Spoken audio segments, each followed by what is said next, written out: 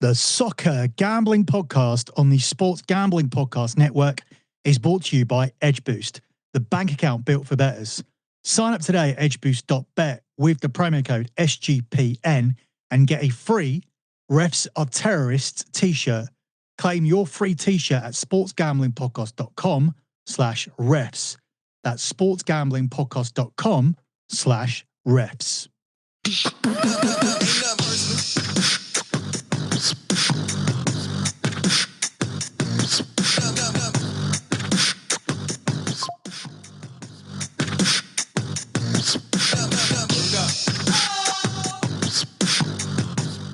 You are listening to the EPL show here on the Soccer Gambling Podcast on the Sports Gambling Podcast Network.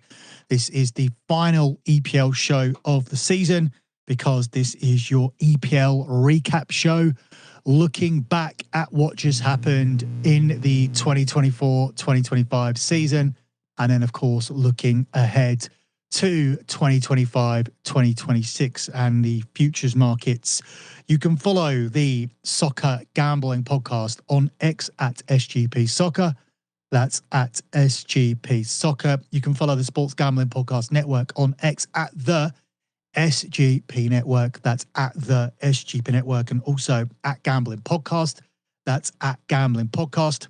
Be sure to get all of your free picks and podcasts for the Stanley Cup, for college baseball's World Series, for the NBA Finals, and for the FIFA Club World Cup. I'm actually here for that right now here in LA. And be sure to get all of that on the SGPN app. That's available wherever you get your apps. It really is the easiest and most convenient way to make sure you never miss any of our free picks or any of our free pods. To get additional free picks and pods from me, then search for Lock Betting on either YouTube or wherever you get your podcasts, or both. There's a Lock Betting YouTube channel. There's a Lock Betting podcast channel for free additional content from me. But if you want to get all of my official plays, head over to lockbetting.com. That's my tracked and transparent service that has delivered 144 months in a row of transparent track profit. That's 12 years now without a single losing month. It's a tracked and transparent fact. All the spreadsheets are there. They're available at lockbetting.com, or you can go on my Instagram, which is at lockbetting. It's a hub for everything that we do at lockbetting. So you'll see the spreadsheets there, all the latest ones. The latest 3 are pinned to the top of the page. You'll find information, videos, you will find free bets, and you'll also find it's the best place to contact me if you have any questions.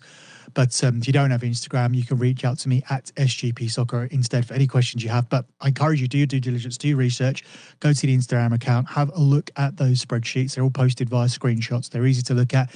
They'll show you the type of bets we do, the sports we bet on, and most importantly, how we manage a bankroll. Because not only have we done this, not only have I been undefeated for 12 years without a single losing month, I've done it by sensibly managing my bankroll. So I've not chased my losses, I've just taken them on the chin, just carried on, believed in what we do. And that is the key to sports betting, or sports investing, as we prefer to call it. And we've invested very well this season, coming off another good EPL season. Looking for more of the same here in 25-26. But let's look back on what happened. And as you guys know, Liverpool are the champions. And it was really a situation where Liverpool didn't need to do too much different. Arne Slot basically came in, and the philosophy is that he changed nothing. I don't think that's really fair to Arne Slot. One of the things that he did is he kind of took away to some extent the heavy metal side of Liverpool and the way they played under Jurgen Klopp. That frantic, frenetic, heavy metal football wasn't as prominent. Now, Liverpool still pressed you, and Liverpool still did play high up the pitch and were still in situations where they needed to give themselves defensive cover in certain situations, but not as much. They weren't overexposed in transition as much, and they didn't press as aggressively. Everything Liverpool did was a lot more sensible as such than it was under Klopp. Not to say that Klopp was some kind of moron who just played frenetic football and was one-dimensional. Not at all. And I think it's fair to say that under Jurgen Klopp, and looking at some of the points tallies that he put up, Liverpool probably would have won the league under Klopp, but they did it a very different way. There wasn't really an onus on Liverpool to destroy opponents and to waste additional energy. So if you were one of these people who were taking Liverpool to win by heavy margins or going for over 3.5 goals with regularity, now it would have been cashing for you most of the time, but it would have been a lot of weeks where Liverpool didn't play that way. Liverpool often played that way only when the game lent itself to that, and they were able to play in transition and take advantage of opponents who wanted to come at them. But obviously, when you're Liverpool Football Club and you're one of the best teams in the country and even in Europe, then a lot of teams are going to want to sit off, and it's going to be down to you to break them down. And Liverpool did that with a lot more patience. Liverpool played to have a lot more energy in their legs. Liverpool played to win games. Liverpool put substance over style. These were the small changes that Arne Slot made, and it turned out, as I said, the league was won early, and it probably would have won by Jurgen Klopp, and it probably would have been won by one of the many points tallies that he put up. And not to take anything away from Liverpool, but a lot of this was down to where other teams were this season. Now, Arsenal, they again suffered the consequences of not having a number 9. Had there been a number 9 in their team, I'm sure Arsenal could have won more games. And had he been able to, had this fantasy number 9 been able to take chances in key moments, Arsenal may have turned a lot of those draws into wins this season and been a closer contender. But with the injuries that they had, Gabriel at the end of the season, and during the season they lost Odegaard and Saka for long periods of time.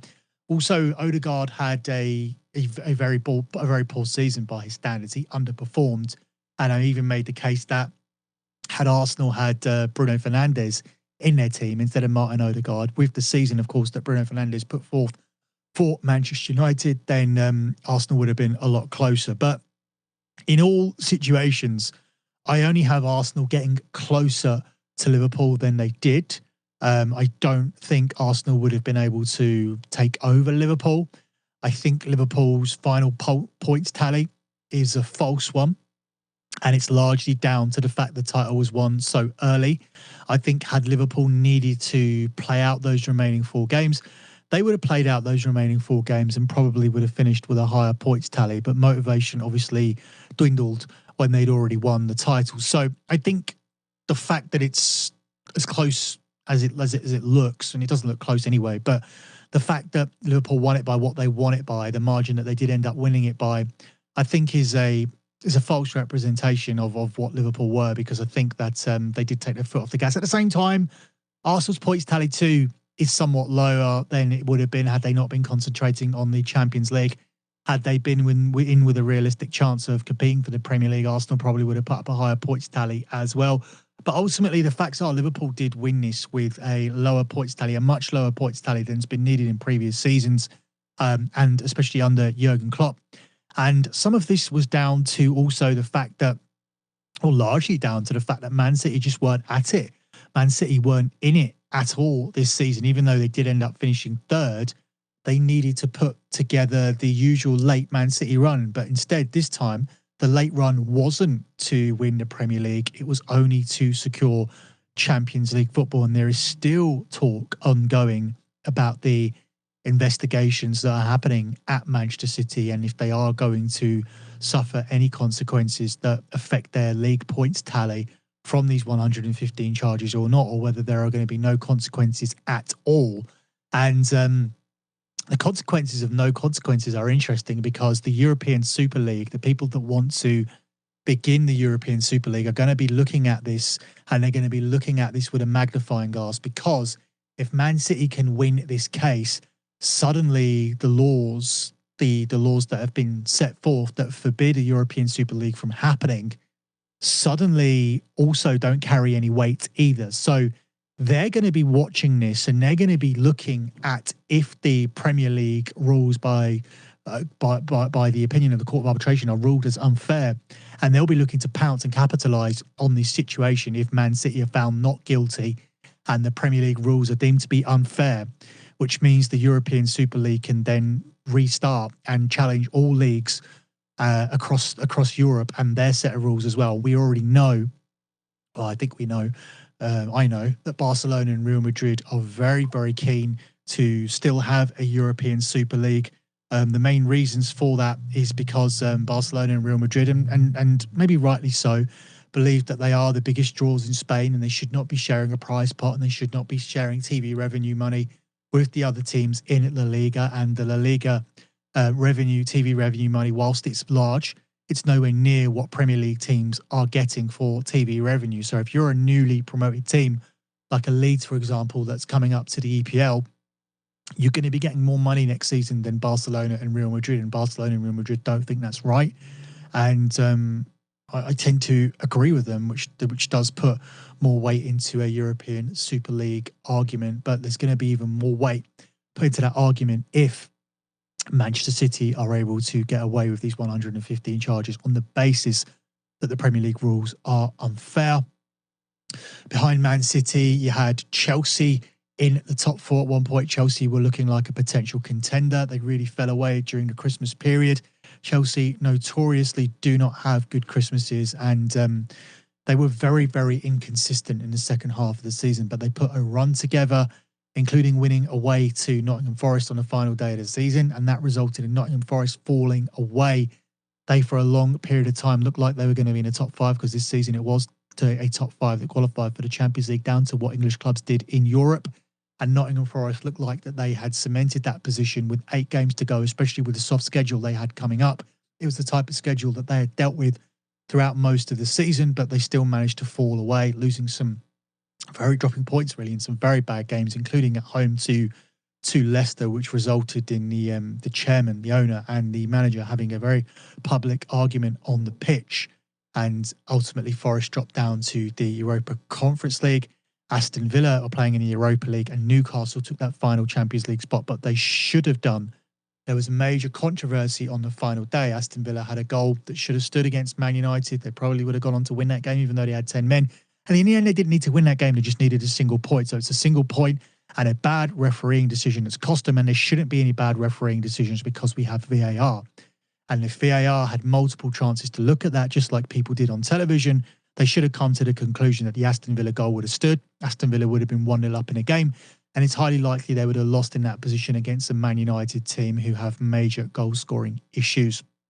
One of the other big stories of the season was the actual finishing position of both Manchester United and Tottenham, who finished in 15th and 17th spot in the table. Yet Tottenham will be playing Champions League football because they won the Europa League and have subsequently gone on to sack Ange Postecoglou, despite winning that in what is probably the most Spursy move of them all. What can I say about their seasons? We did bet MUFC, of course, this year, and we spoke about Manchester United on a weekly basis. It's very hard for me to be a believer in Ruben Amorim, but he is going to be staying as a Manchester United manager, unlike Ange Postecoglou, who won that Europa League final, one of the worst finals I've watched. And Amorim's going to get a chance to fix things. He's going to get money. The league form was absolutely atrocious for Manchester United. They put, a lot of people are saying they put all their eggs in the Europa League basket. I don't think that was necessarily the case. I saw Manchester United on a week-to-week basis. They put out far stronger teams than Tottenham were putting out, and they were trying to win and compete in games, and they weren't.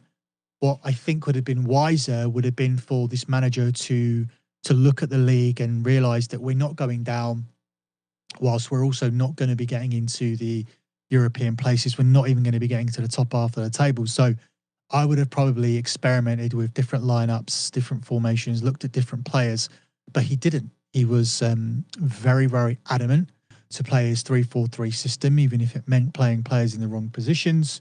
He was stubborn. He felt like he had sussed out this system in the Portuguese league. It had been successful with Sporting Lisbon, and he felt like that automatically meant that this would work in the Premier League. I don't necessarily agree with that. I think there are big levels between the EPL and the Portuguese league. Just because you've achieved something there doesn't mean it's going to translate to a far more difficult league, which a league that's widely regarded as the best and most competitive league on the planet. And I do think there is an element of arrogance when it comes to Ruben Amorim, sorry, and that for me is cause for concern.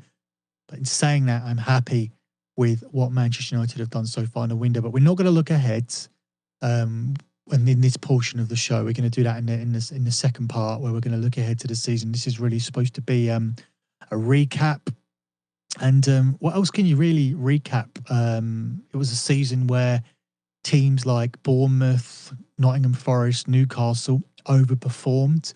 They benefited from not having European football. This is the situation that Manchester United are going to be in next season, because I do feel that the quality of the league has gone backwards somewhat. I believe that flair players are not encouraged to be flair players, which I think is sad for entertainment purposes.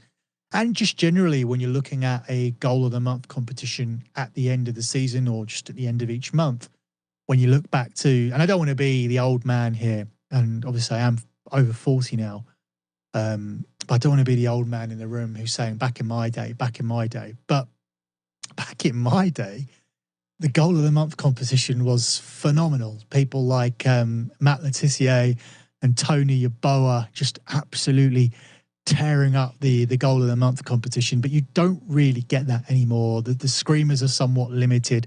Players are encouraged not to do that. They're encouraged to keep the ball. They're encouraged to penetrate slowly, and we see a lot more possession-based football. And we also see a lot more goals scored in transition, with teams pressing and winning the ball in the opponent's half, and utilising that advantage of winning the ball in that final third and turning it into a goal-scoring opportunity, which doesn't lend itself to incredible moments of individual genius. But it is a lot more about patterns of play. It's a lot more strategic. It has actually become a lot more like the NFL in some ways, where obviously you play down by down.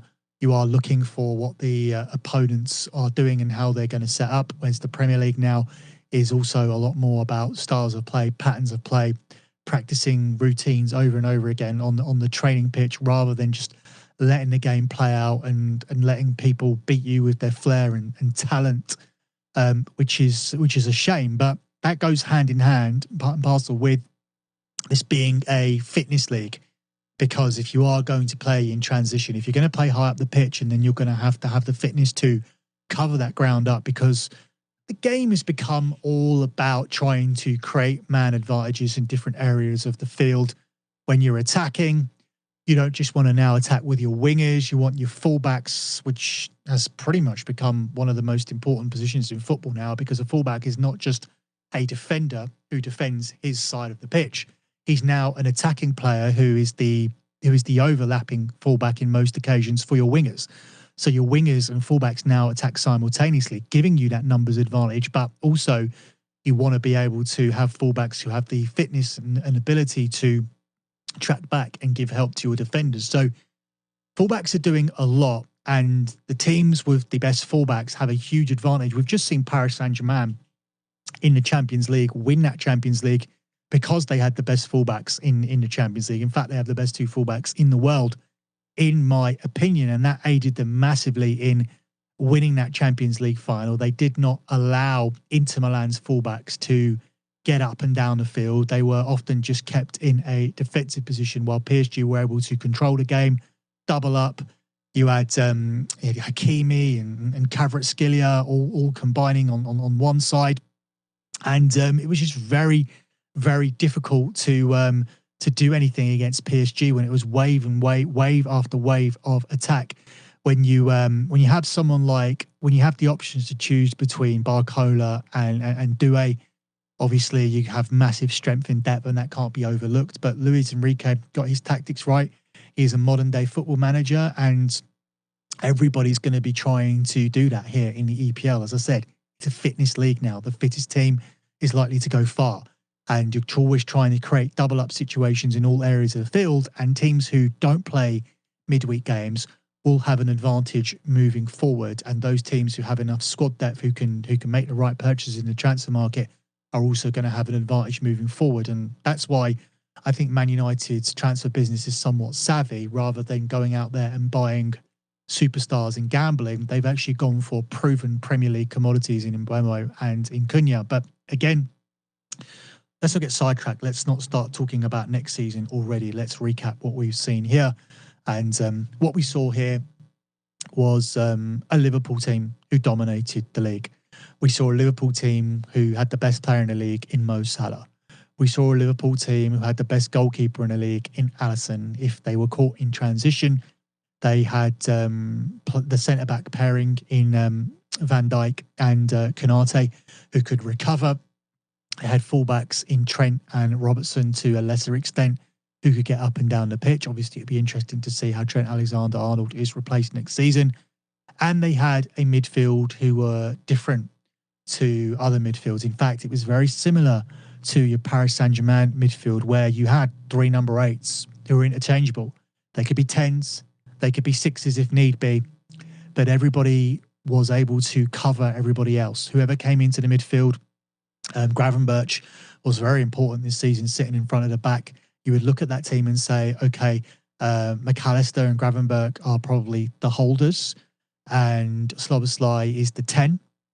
But at times, McAllister was the 10, Gravenberch was the 10, and Szoboszlai would drop in, McAllister would drop in. It was all interchangeable. It worked perfectly for Liverpool in that midfield. They carried out the work, which allowed somebody like Mo Salah to reduce his defensive duties and just be a massive influence solely on the attacking end of the pitch, which resulted in ridiculous goal involvements with assists and goals for Salah this season. Obviously, there was a drop-off, but there's always a drop-off for Mo Salah after Ramadan, and there was a drop-off mainly probably because Liverpool had already won the league as well. So Liverpool by far the best team. They'll take some catching up. They are the favourites to win it again next season, and we will move on to that shortly. But before we do that, let me take this quick pause to tell you guys here about Edge Boost. Edge Boost is the first ever bank account built for bettors, ensuring gambling transactions are approved. Sign up today at edgeboost.bet with the promo code SGPN. And this is your last week to sign up and get a free Refs Are Terrorists t-shirt. And I'm actually wearing that right now, as you can see. I did not get mine for free, though. I paid for mine because I like this t-shirt, wanted this t-shirt. And you can get yours too by going to sportsgamblingpodcast.com/refs. That's sportsgamblingpodcast.com/refs. Let me also tell you once again here about the Circa Ultimate Fantasy Football giveaway. Circa Resort and Casino in Las Vegas are giving away the ultimate fantasy experience for a 12-person league to draft in Vegas and be treated like VIPs during your stay. You'll get a limo ride from the airport, a $5,000 tab for stadium swim, and a hotel stay for you and your 11 league mates. So you always get 15% off at all Circa properties with the promo code SGPN15, by the way. So if you want to stay at the Circa Resort, you get 15% off with SGPN15. And be sure to enter the Ultimate Fantasy Football Contest for free at sportsgamblingpodcast.com/circa. That's sportsgamblingpodcast.com/CIRCA circa. Let me also utilize this pause to tell you guys about Rhythm. Now, you've heard us talk about Rhythm before, and they've now just dropped a game-changing feature called Power Trends. These are AI patterns where Rhythm's model has consistently won and has a high ROI. Power Trends are updated daily. They're exclusive to Rhythm. No touts, no noise, just clean data-backed bets. You can download the Rhythm app now and check out Power Trends and start betting smarter. Get your 7-day free trial by going to sportsgamblingpodcast.com/rhythm. At sportsgamblingpodcast.com/RITHMM rhythm. And finally, we're also brought to you by mybookie.ag. MyBookie is your place to bet on every sport, including the NBA Finals and the Stanley Cup. And it's also your place to bet on the WWE. This morning, I just recorded an episode of the Fight Show on the Sports Gambling Podcast Network, previewing WWE Money in the Bank, which I will be attending today. I'll be going there shortly to the Intuit Dome. But your Money in the Bank preview is available on the Fight Show on the Sports Gambling Podcast Network, and you can bet on it over at mybookie.ag. Mybookie.ag is offering you the best lines for the WWE, the most lines for the WWE. It's an answer to a question that I've been asked for the longest time. Billy, where can we bet on your WWE players? Well, the answer is head over to mybookie.ag. Use a promo code SGPN for a 100% deposit match as well, up to $1,000. Terms and conditions apply. But head over to mybookie.ag and use that promo code SGPN. So let's move on with looking ahead to next season. Now we can properly talk about what Manchester United are going to do in next season's Premier League. I'm hoping that it's I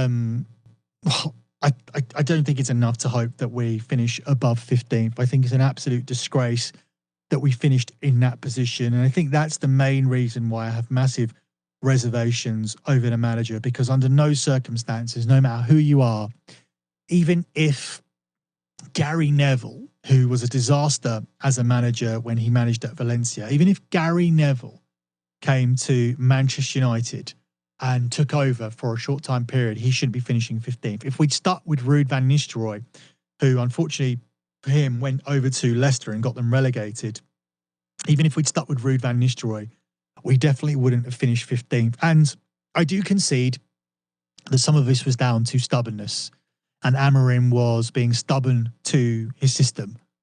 But because you've been so stubborn and because you're now going to be backed in the transfer market, this has to work. A sip of coffee. I didn't get any sleep last night. My body had not adjusted to the time. I've been in LA for one day, and I was up at 3 a.m. and I was desperately trying to get back to sleep. And in the end, I was just in my jacuzzi in my hotel room at 5:30 after I'd given up and was recording podcasts by 6. So, yes, I don't want to make this all about Manchester United. So let's look at all of the teams and what might happen next season. As I said already, Liverpool are the favourites to retain the Premier League crown, which they've never done before. They've retained the Barclays Division 1, but not the Premier League, which started in 92-93. And people get really annoyed when you speak like this. Old school fans get really annoyed when you speak about football only beginning during the Premier League years. And Liverpool fans particularly, when they say they've won 20 league titles and you say, but you've only won 2 Premier Leagues. And they say, oh, but we've won 20, but we've won 20. It's a really great way to wind up Liverpool fans who we all hate for obvious reasons. But they are the favourites again at 2-1. Behind them, you have Arsenal at 5-2. You have City at 11-4. You have a big jump down to Newcastle at 16-1. So the top three are the bookies are looking for the top three to remain intact. Then it's Chelsea at 22-1. Man United at 33-1. Now, this has changed because United weren't here in the market before they did this business. So obviously the fact that we have got no European football at all, yet are still enticing people to play for us. People are still choosing Man United. And even a story that Gyökeres is contemplating still coming to Man United to re-link up with Ruben Amorim, despite the fact we have no European football. That kind of shows the pull of United. And their price has changed. You have Tottenham and Aston Villa both on 70-1.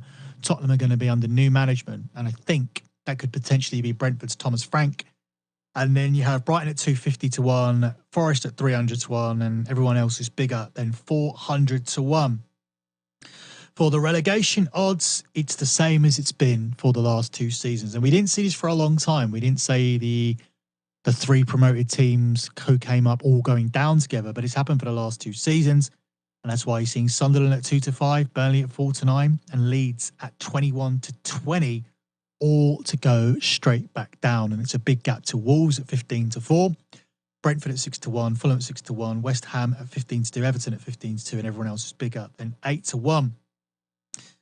Looking at the relegation odds, I think Wolves are interesting. How long can you continue to just sell your best players over and over again? They've done it constantly. I mean, Kilman went to West Ham and he was key for them at the back.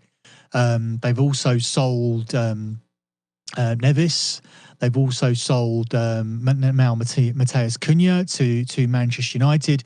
They're constantly selling their best players. And at some point, that's going to catch up to Wolves. So it would not surprise me to see Leeds with their massive fan base, and there's going to be massive investment because they're going to be adamant not to be a yo-yo club. I think Burnley and Sunderland are more used to it historically. They've always yo-yoed up and down the Premier League, and so too have Leeds, but Leeds shouldn't.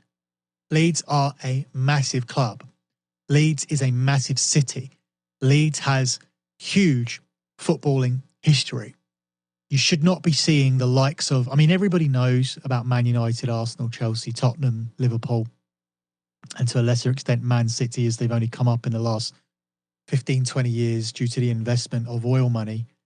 But just underneath that, you have Everton, Aston Villa, Nottingham Forest, Leeds, famous English clubs who should not be in a relegation conversation. And even maybe chuck West Ham into that, because West Ham historically had a lot of players who were helpful in aiding England win their only World Cup. The captain was Bobby Moore. He was a West Ham player, a West Ham centre-back, a legendary one of the best ever. And I throw West Ham into that category as well. But looking back at who wins this league next season, I'm going to rule out Man City. I don't think Pep Guardiola can rebuild a team. Now, even though they have 115 charges to answer, they have invested a load of money in this team, and they're going to invest more. They're linked to absolutely everybody at the moment, including Cherky, the young Leon creative playmaker, a player I would have liked to have seen Man United go for as a Bruno Fernandes replacement. But Fernandes is staying. He's not going to be going to Al Hilal and taking that Saudi money. So that's both Salah and Fernandes who have said no to the Saudi league for absolutely life-changing wages. But they'll remain in the EPL. And getting back to my point, I just don't think that Pep Guardiola is capable of building another team. It's very different. I mean, you'll look at the two teams and you'll say to me, well, he replaced Sterling. He replaced Aguero. He will be able to replace Kevin De Bruyne. Well, let's look at that in more detail, because previously, when you looked at the Man City transfer policy and these people that I mentioned, it was very much a case of one in, one out. And Pep Guardiola was ruthless right at the point where he felt like somebody was past their peak. He would let them go. Many people would have felt like that Sterling could have still done a job. Many people feel like maybe he regrets selling Cole Palmer, looking at the player that Cole Palmer's gone on to be and how he would be a massive asset for Man City right now. But Pep Guardiola has always said, if you don't want to play for me or my clubs, if you want to go elsewhere, then I will let you go. The problem is now, just out of the blue, you've had a lot of the key players now hitting the 30 mark, where they are past their prime and look like they are past 30. Edison, the goalkeeper, has been important. He's now way past the wrong side of 30. Kyle Walker's already moved on, and he was a massive part of what Man City did. Kevin De Bruyne is moving on to Napoli. Bernardo Silva doesn't look like the same player. You re-sign Gundogan. He's not the same player. We don't know what Rodri's going to be like when he returns. And suddenly Erling Haaland isn't scoring goals, and Phil Foden doesn't get the freedom to operate as Phil Foden wants to operate without Rodri being in the team to protect him. So once Rodri's not there, there is more onus on these midfielders to carry out more defensive duties, which limits their creative freedoms, which stops Man City being the team they want to be. So Rodri's absolutely key, and Rodri's coming off a serious injury. So a lot of people are just assuming, oh, Man City will be back, they'll be fine, Rodri's back. Well, what kind of Rodri are we going to see? Because if it's not the same Rodri, it's not the same Man City. Rodri allows you to do a lot. Rodri allows the creative midfield players to be creative, to create the chances for Haaland and to score themselves. If they don't have the creative freedom because they're protected by Rodri, then they're not going to be able to be creative. And if you're not going to be creative, Erling Haaland's just going to be a statue standing up there, and he's going to have a shitty second half, a shitty start to next season, just like he had a shitty second half of last season. And suddenly it doesn't look like it's worth having Erling Haaland in your lineup, and you may as well play with Marmoush as a first nine, because he's somebody that drops in and gives you better retention of the ball, which is how Man City previously would play without that out and out number 9. before they signed Haaland, and having a Rodri in your team gives you the license to have Haaland because it allows the creative players around him to be creative. It's all very simple. It all ties in together. And I don't think Pep Guardiola can rebuild that team. And I don't think Rodri's going to be the same player that he was. And I don't think Erling Haaland's going to score as many goals as he did in that first season. And I really don't want to sound like other people who have written off, like Rory Jennings, who have written off Haaland before and have been made to look stupid. But I just don't feel that Pep Guardiola can rebuild this Man City team by just bringing in a load of players, because this isn't what it was before. This isn't slow integration into the team. This isn't losing one and bringing one in. This isn't just replacing Raheem Sterling with Phil Foden, or replacing Sergio Aguero with Erling Haaland, or even that one season where they didn't play with a 9 whatsoever and decided to play with a false 9 instead. This isn't that. This is replacing nearly the whole team, or a lot of key players. Too many key players for me, for Man City to actually have a chance of challenging for the league next season. I think what we saw towards the mid part of the season was very, very concerning. That massive gap between the midfield and the defence was alarming. It's something that they've managed to cover, but even though they've been able to get better results towards the back end of the season, Man City have just never looked like the same dominant force. And I just don't think Pep Guardiola is going to accept anything less than playing Guardiola football and Man City dominating games and winning them comfortably. So I think they'll struggle. And I think it's going to be a 2-horse race between Arsenal and Liverpool. Now, who wins it?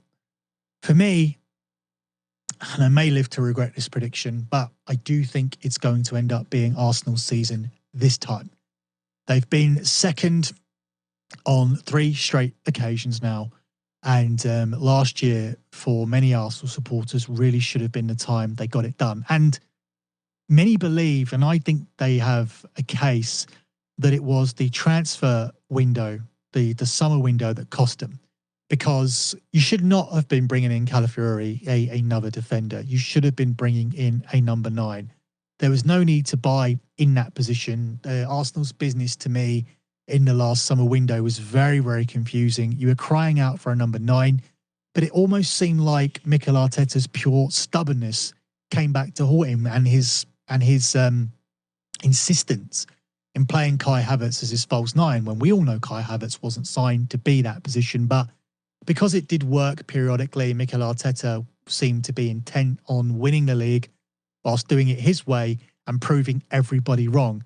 And as a Manchester United fan, this concerns me about Ruben Amorim, because he seems to have the same attributes, and I don't think it's a good thing.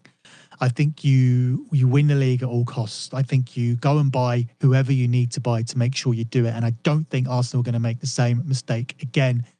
Listening to stories that are coming out from journalists, and they speak to various clubs, it seems like Arsenal are very, very busy in the window. It seems like Arsenal are already scouting players that other clubs will be interested in. It seems like they are going to resolve their number 9 issue, whether it be Sesko, whether it be Gyökeres, or whether it be Victor Osimhen. We know Arsenal's number 1 target was Isak, and out of the 4, I think he would be the one that I would go all out for, because he's a proven goal scorer in the Premier League, and this is the most difficult league to score goals in. Liam Delap was another possibility, but he's now moved to Chelsea. So I think if Arsenal can get one of those players, and one of those players land on their feet, then Arsenal, for me, will be the pick. If you look at Arsenal defensively, Liverpool still need to solve that Trent Alexander-Arnold issue. And for me, last season was a season where Robertson definitely didn't look like the same player. Was still heavily reliant on Virgil van Dijk. And that's not necessarily a bad thing, at least not for this upcoming season, because I still think Van Dijk is a top quality defender and is still going to look like a top quality defender for at least a couple more seasons. So I think it was a good idea for Liverpool to renew them. But are you going to get the same level of productivity of production from Mo Salah? Mo Salah had a dream season, a one-off season, possibly once in a lifetime, unless you're Ronaldo and Messi, and he's not. And even off the back of that season, he's still, for me, not going to win the Ballon d'Or. It's going to be between Lamine Yamal or Ousmane Dembele.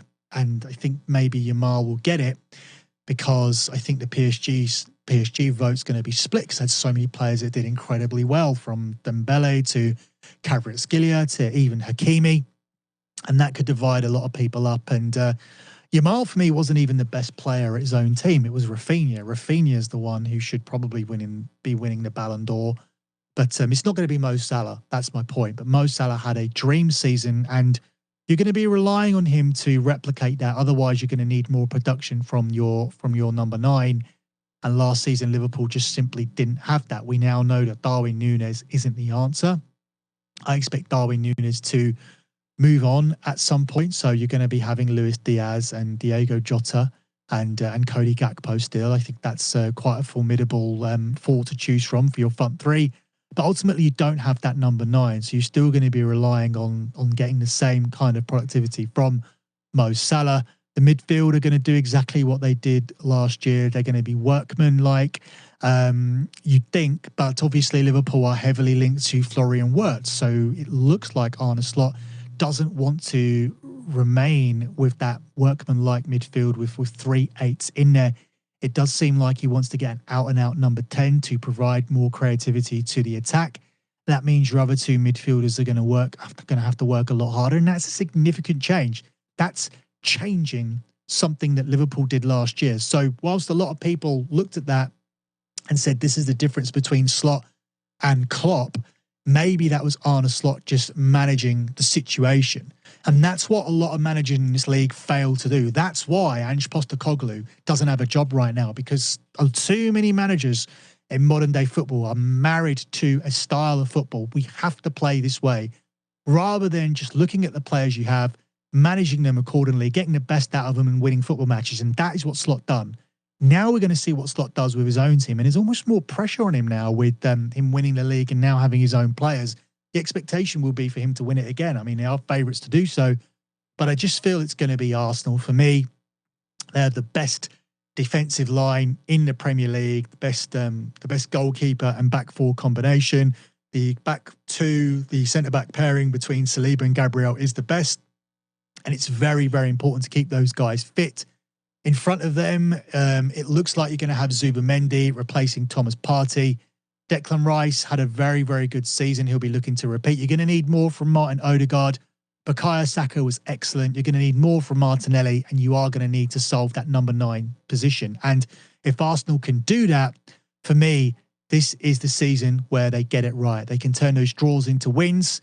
They'll need to manage their injury situation better. They probably will need to add 1 or 2 in the squad. But my understanding is Arsenal have a lot of money, and they are on the verge, I feel, of reaping the benefits of all those lean years under Arsene Wenger, where Arsene Wenger was criticised, yet this team continued to finish 4th, continued to qualify for the Champions League thanks to Arsene Wenger and what he did. And whoever left, even when you lost a player like Thierry Henry, Arsene Wenger was still able to manage that situation without Henry, without Robin van Persie, and they were still able to consistently finish in the top 4. And that just pumped funds into the club, pumped funds into the club, whilst they built that stadium, which they charge massive money for tickets. And now Arsenal are in the best financial position in the Premier League, and they can go out there and sign anybody they want. And why wouldn't you play for Arsenal? Who doesn't want to come and play in London? I mean, I live in London, and it's a shithole, but people don't know that. London still has a glamorous appeal to some people. And obviously, if you're super rich, then there is more appeal living in London. You can get yourself a bodyguard. You don't have to be worried about being stabbed for your Rolex, and professional footballers don't have to worry about that. So London still has a draw, and Arsenal has a draw. It's a massive club, has a massive history.